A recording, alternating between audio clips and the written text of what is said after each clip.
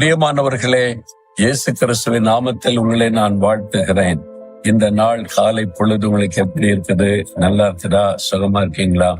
சுகம்தான் இல்லைங்க, ஒரு வியாதி, ஒரு பலவீனம், வீட்டுல மனைவிக்கு வியாதி, கணவர் வியாதிப்பட்டுட்டார், பிள்ளைக்கு தொடர்ந்து வியாதி, என்ன பண்றதுன்னு தெரியல. அது மாதிரி கஷ்டத்துல இருக்கிறீங்களா? இயேசு இன்னைக்கு உங்களை பார்த்து ஒரு வார்த்தை கேட்கிறாரு. என்ன தெரியுமா? யோவான் 5:6 நீ சுகமாக வேண்டும் என்று விரும்புகிறாயா அப்படின்னு கேட்கிறார். இப்படியெல்லாம் இயேசு பேசியிருக்கிறாரு. ஆமா, யோவான் 5 ஒரு சம்பவம் இருக்கிறாரு. எருசலேமில் ஒரு பண்டிகைன்னு சொன்னாலே எல்லா யூத மக்களும் வந்து இஸ்ரவேலர் கூடி வந்து தேவாலயத்துக்கு போவாங்க பண்டிகை கொண்டாட. ஆனா இயேசு பெதஸ்தா இந்த குளத்தின் அருகே வந்தார். ஏன் தெரியுமா? அங்க 38 வருஷம் வியாதி படுக்கைன்னு ஒரு மனுஷன் படுத்திருந்தான். அவனை குணமாக்கவே வந்தார். அந்த மனிதனை இயேசு அற்புதமாய் சுகமாக்கினார். 38 வருஷ வியாதியை மாற்றி குணமாக்கினார். அந்த அற்புதம் நடந்த இடம் தான் இது. அதாவது பெதஸ்தா குளம் இருந்த ஒரு இடம். இயேசுவின் நாட்களில் இந்த இடத்துல ஒரு பெதஸ்தா குளம், பெரிய குளம் இருந்தது.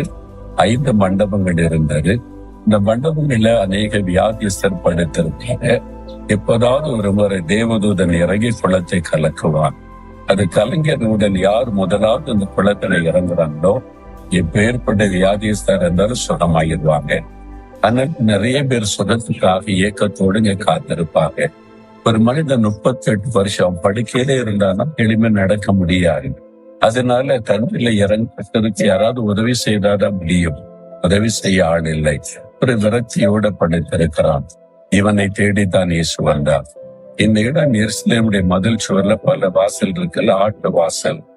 ஆட்டு வாசலுக்கு அருகிலே தேவாலயம், எருசலேம் தேவாலயம் இந்த இடத்து பக்கத்துலதான் இருக்கிறது. அந்த ஆட்டு வாசலுக்கு 3 பெயர். லயன்ஸ் கேட்னு பெயர் இருக்கிறது. ஸ்டீஃபன் கேட்னு இப்ப பெயர் வைக்கப்பட்டிருக்கிறது. ஸ்தேவான் அங்குதான் ரத்த சாட்சியாகி மரித்தார். முதல் ரத்த சாட்சி இயேசுவுக்காக ரத்த சென்னி மரித்தார். அந்த பகுதியில தான் இந்த குளம் இருக்கிறது. இங்க நான் இயேசு அற்புதம் செய்கிறார்.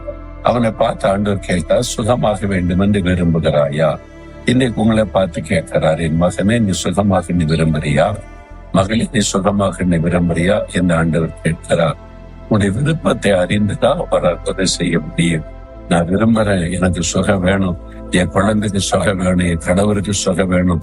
உன்னுடைய விருப்பத்தை நீங்க உண்மையா சொன்னீங்கன்னா இயேசு அற்புதம் செய்வார். ஆண்டவர் அவனுக்கு அற்புதம் செய்த பிறகு தேவாலயத்துல அவனை பார்த்தார். பார்த்துட்டு 14 சொல்லுகிறாரு, அவனை தேவாலயத்துல கண்டு, மகனே இதோ நீ சுகமாயிட்ட, நான் அவனை சுகம் தந்துட்டேன், அதிக கேடானது ஒன்றும் வராதபடி இனி பாவம் செய்யாதே அப்படின்னு இயேசு சொல்லுகிறார். அப்ப அவனுடைய வியாதிக்கு என்ன காரணம்? அவனுடைய பாவம். இயேசு அதை அறிந்திருந்தார். அவனுடைய பாவத்தினாலதான் வியாதிப்பட்டு படுக்கையில் ஆனான். ஆனா இயேசு அதெல்லாம் பெரிதப்படுத்தாம அவன் மேல அன்பு கூர்ந்து அந்த பாவத்தெல்லாம் மன்னித்து அவனை குணமாக்கினார்.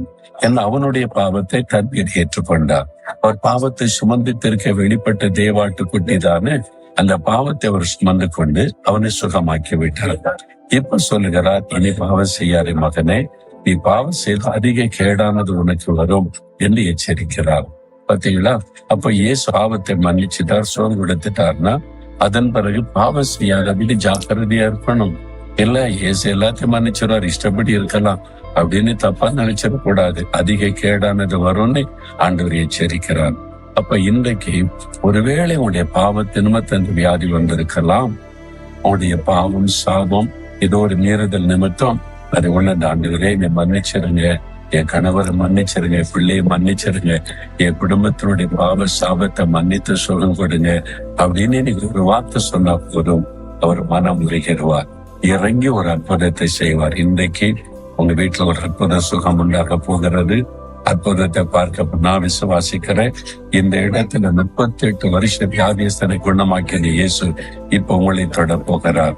நீங்க வியாதியோட இருக்கீங்களா? கை வைத்து சொல்வீங்க. உங்க வீட்டுல யாராவது வியாதியோடு இருக்காங்கன்னா அவங்களை நினைத்து விருப்பத்தோடு சொல்லுங்க. இயேசுவேன்னு சொல்லுங்க. இயேசுவே பாவத்தை மன்னித்து சுகமாக்குங்க சொல்லுங்க. அற்புதம் நடக்கும். தகப்பனே, சுகமாக வேண்டும் என்று விரும்புகிறாயான்னு கேட்டு அந்த மனிதனுக்கு அற்புத சுகம் கொடுத்தீங்களே, இந்த மகளை பாருங்க, இந்த மகனை பாருங்க, வியாதியினாலே பாதிக்கப்பட்டு கலங்கி வேதனையோடு ஜெபிக்கிறாங்க. இன்னைக்கு வியாதியஸ்தரை கண்டு மனதுருகி தொட்டை குணமாக்கினீங்களே. நான் வியாதி படுக்கையில் கிடந்த போது என்னை தேடி வந்து சுகமாக்குனீங்களே. இந்த மகனை சுகமாக்குங்க, இந்த மகளை சுகமாக்குங்க, இந்த குழந்தையை குணமாக்குங்க. இயேசு கிறிஸ்துவின் நாமத்தில் இப்பொழுது சுகம் உண்டாகட்டும். அந்த வியாதி மறையட்டும், வியாதி படுக்கை மாறட்டும். அற்புத சுகம் இன்றைக்கு அவளுக்கு உண்டாகட்டும். இயேசு கிறிஸ்துவின் நாமத்தில் ஜெபிக்கிறோம். ஆமென், ஆமென்.